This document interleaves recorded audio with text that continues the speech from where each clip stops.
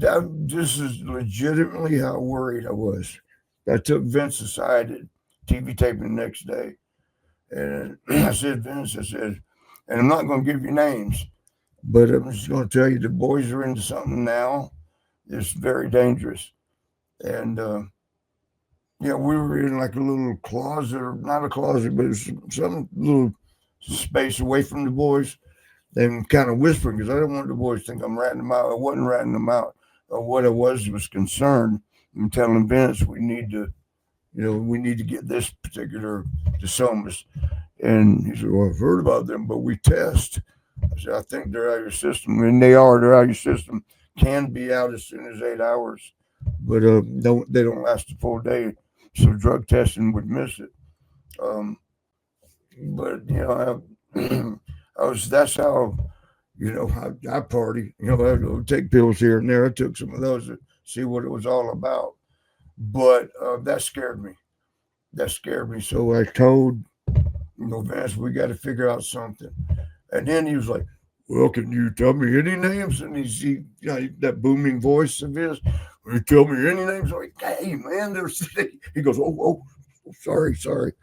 I said, I told you when you come over here, I'm not going to give names. I'm just going to tell you, we need to figure something out. And sure enough, and he said, we'll figure it out. We'll figure it out. Sure enough, though, I told him it was less than a week. One of the boys, the first one, fell off, died because of Somas.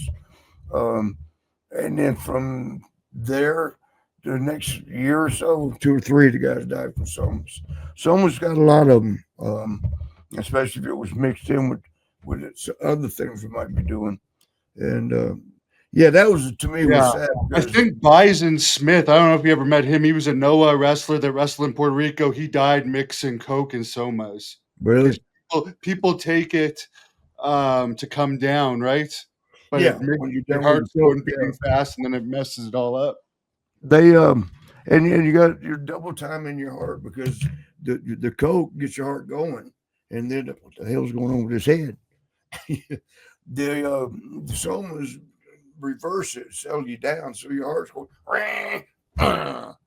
slams on brakes, and yeah, it was a bad scene. I hated the part that the guys would just be passing out in bars. I mean, they was sitting there asleep at the table, and if we don't look out for each other, if we don't keep an eye on them, they're subjected to anything could happen. Robbed, pillaged. Someone's wondering if Sonny was on them. Sonny was up bad on him, so was Skip. I think most of the boys were, as I said, I tried them that time, and that was it for me. I didn't like that, not being able to control, my hands. Um, I don't even know if I enjoyed the feeling it gave you, but I just know I didn't like that. So that was it for me. And I didn't like seeing my boys pass out at bars and, you know, all of them, any of them. I just saw Davy Boy all the time feeding Dustin, but all the boys would do that. They had the system. Everybody knew to take, eat after you take them. But they would the all carbs activate them, right? yeah, and then they would pass out or start throwing up. It was fucking horrible. It's like, and the thing is, they would do it again the next night. It's like, okay, you missed a great night in that bar. The women everywhere. It was like shooting fish in a barrel, and you missed it. And they do it again the next night and the next night. And you know, as I said when I talked to Vince about it, uh, I was I was worried about my boys. But I wouldn't, like I said, I wasn't gonna give a name, anybody's name, of course not. But the Somas, I just told them we got to figure out that's going to be causing a lot. I told them before the first guy died on it, and there were several of the guys died after that. And I wondered what Vince might have thought. Like, damn, if Marty wouldn't have told me when he did, it might have been worse. And it might have, and it might not have, because it was bad as was. I don't remember how many of the guys, but and that was around the time frame. I don't know if you were around yet. The boys were dying every couple of months. It was just one after another, and we would get the phone calls. That late phone call, 2 in the morning, that you really didn't want to get, because after a while you knew a late night call.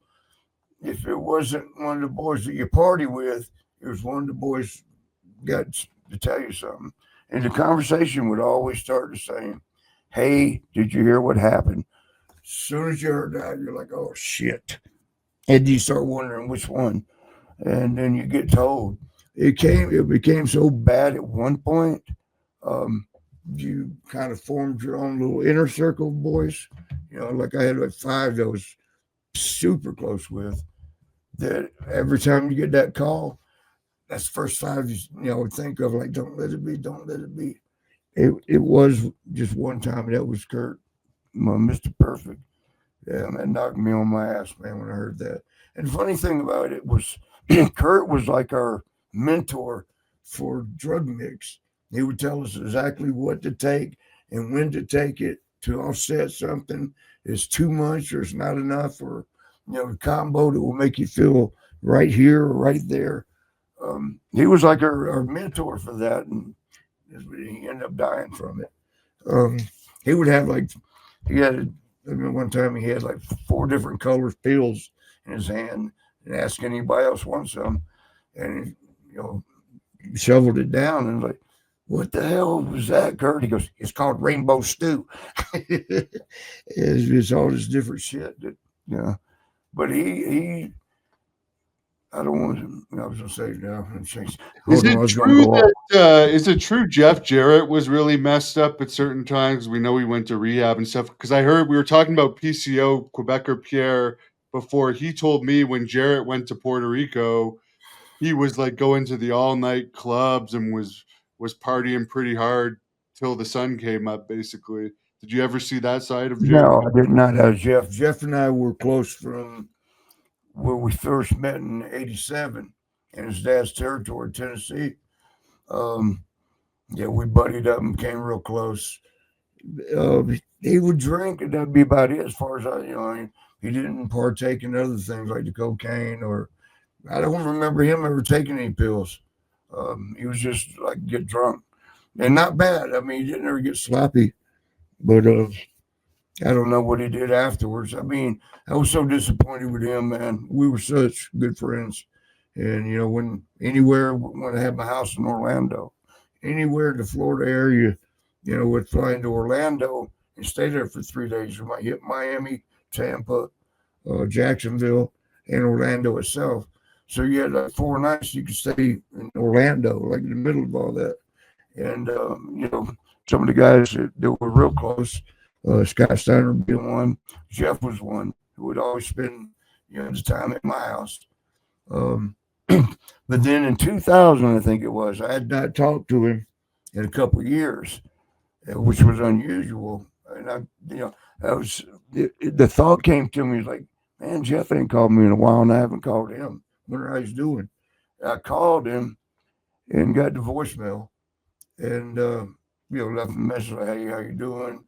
Yada yada yada, miss you, all that.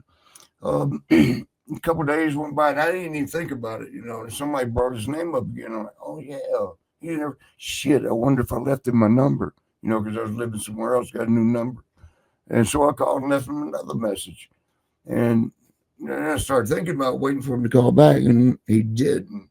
And I thought that's unusual, man. He always calls right back. Certainly within a day or two. Then I found out, and it disappointed me so bad. You know, they had bought TNA, or own, TNA was theirs, and Jeff was the booker running it. And I thought, that fucker thought I was calling for a job. He thought I was calling. Wow. And what if I had been? He would have done that to me. But I just, that was such a disappointment because he's such a good friend.